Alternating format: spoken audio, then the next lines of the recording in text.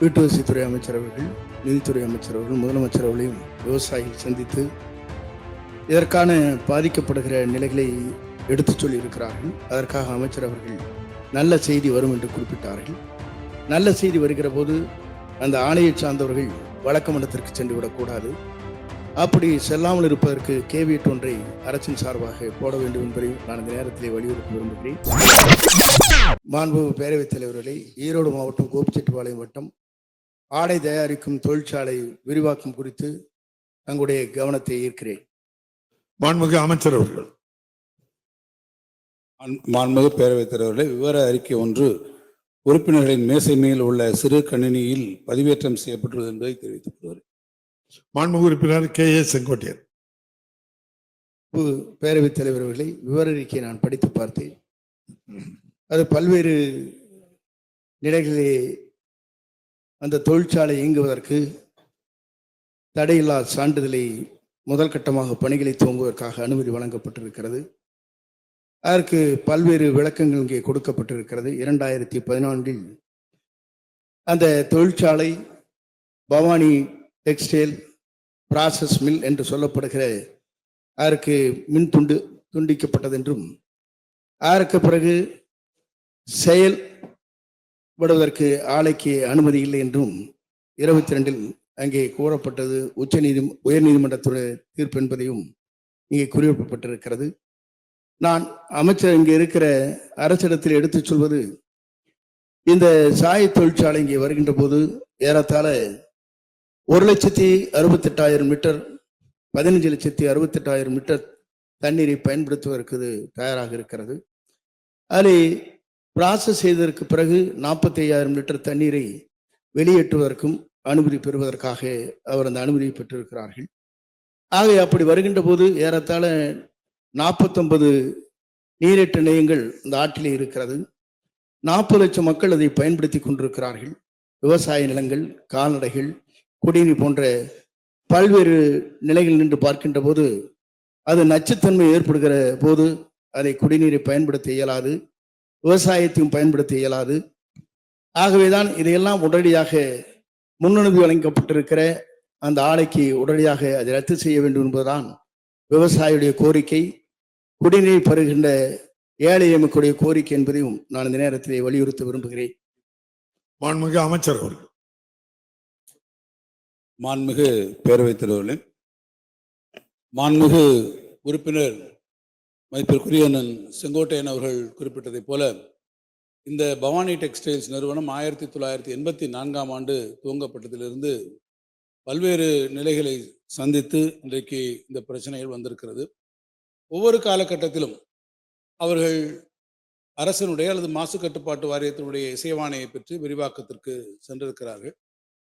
இந்த நீண்ட நெடிய காலங்களில் பல முறை அவர்களுக்கு அனுமதி மறுக்கப்பட்டிருக்கிறது. இறுதியாக அவர்கள் கோர்ட்டுக்கெல்லாம் சென்று அதற்கு பிறகும் கூட இறுதியாக அவர்களுக்கு அந்த இசைவாணை வழங்கப்பட்டிருக்கிறது. இருந்தாலும் நம்முடைய மாண்புமிகு உறுப்பினர் செங்கோட்டையன் அவர்கள் இந்த மன்றத்திலே அதை ஒரு கேள்வி வாயிலாகவும் எழுப்பி இதற்கு உடனடியாக தீர்வு காணக்கூடிய வகையில் அந்த இசைவாணைகளை ரத்து செய்து விரிவாக்கத்திற்கான எந்த விதமான இசைவினையும் அளிக்கக்கூடாது என்றும் அவர்கள் தெரிவித்திருக்கிறார்கள்.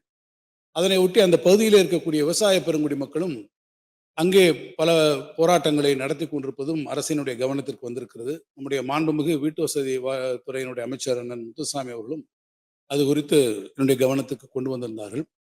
அந்த பவானி பகுதி, அந்த ஆற்றினுடைய கரையிலே இருக்கக்கூடிய விவசாய பெருங்குடி மக்கள் அவர்களும் முக்கியமானவர்களெல்லாம் வந்து நம்முடைய மாண்புமிகு முதலமைச்சர் அவர்களை நேரிலே சந்தித்து இந்த பிரச்சனையை அவர்களிடத்தில் எடுத்து சொன்னபோது முதலமைச்சர் அவர்கள் ஒன்றை மிக உறுதியாக அவர்களிடத்தை தெரிவித்திருக்கிறார்கள். இந்த காலகட்டத்திலும் அந்த விவசாயிகள் அவர்களுக்கான விளைநிலங்களோ பாசனங்களோ பாதிக்கப்படாத வகையில், அதே போல் அந்த குடிநீர் வழங்குவதிலும் எந்த விதமான சூழ்நிலையிலும் பாதிப்பு வராத வகையில் அரசு உறுதியான நடவடிக்கைகளை மேற்கொள்ளும் என்பதை தெரிவித்திருக்கிறார்கள். இதுவரை அங்கே விரிவாக்கத்திற்கான எந்த விதமான பணிகளும் துவங்கப்படவில்லை. நம்முடைய மாண்புமிகு சட்டமன்ற உறுப்பினர் அவர்கள் இங்கே கூறியிருப்பதைப் போலவும் விவசாய பெருங்குடி மக்களுடைய நலனை கருதியும் அரசினுடைய சார்பிலே விரைவிலே ஒரு தொழில்நுட்ப குழுவினை அங்கே அனுப்பி அந்த தொழில்நுட்ப குழுவினுடைய பரிந்துரையை பெற்று நான் அந்த மன்றத்திலே அவர்களுக்கும் தெரிவிப்பேன், விவசாய பெருங்குடி மக்களுக்கும் தெரிவிப்பேன்.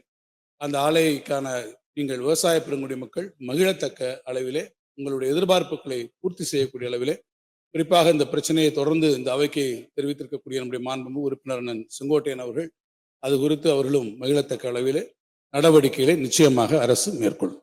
மாண்புமிகு உறுப்பினர் கே ஏ செங்கோட்டையன். மாண்பு பேரவைத் தலைவர் அவர்களே, வீட்டு வசதித்துறை அமைச்சர் அவர்கள், நிதித்துறை அமைச்சர் அவர்கள், முதலமைச்சர் அவர்களையும் விவசாயிகள் சந்தித்து இதற்கான பாதிக்கப்படுகிற நிலைகளை எடுத்துச் சொல்லி இருக்கிறார்கள். அதற்காக அமைச்சர் அவர்கள் நல்ல செய்தி வரும் என்று குறிப்பிட்டார்கள். நல்ல செய்தி வருகிற போது அந்த ஆணையை சார்ந்தவர்கள் வழக்கு மன்றத்திற்கு சென்று விடக்கூடாது. அப்படி செல்லாமல் இருப்பதற்கு கேவியட் ஒன்றை அரசின் சார்பாக போட வேண்டும் என்பதையும் நான் இந்த நேரத்திலே வலியுறுத்தி விரும்புகிறேன்.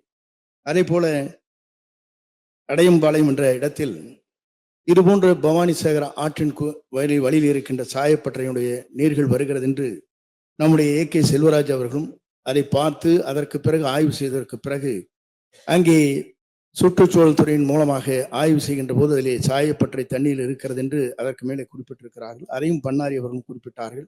அதற்கு ஒரு பெரிய போராட்டமே நடைபெற்றது.